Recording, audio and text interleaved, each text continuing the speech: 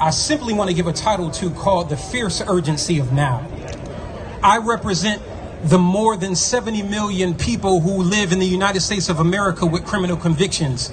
After having served 14 years in federal prison, I am here to talk to you about the fierce urgency of now.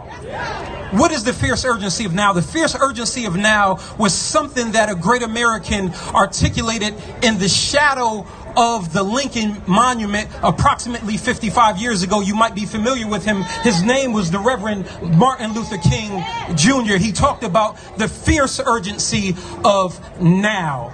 What does the fierce urgency of now look like in 2018 as opposed to 1963? In 1963, there were only approximately 100,000 people incarcerated in the United States of America. However, in 2018, we have approximately 2.2 million people incarcerated. There is a fierce urgency of now. Why is there a fierce urgency of now? One of the reasons why there is a fierce urgency of now, because there are women who are giving birth right now as we speak with their legs shackled to a gurney while they are incarcerated. There is a fierce urgency of now. There is a fierce urgency of now because there are approximately 14,000 people in our Federal Bureau of Prisons who don't have access to basic literacy. There is a fierce urgency of now. There is a fierce urgency of now because there are people who are incarcerated not because of who they are, but because of that they don't have access to resources and power. And I simply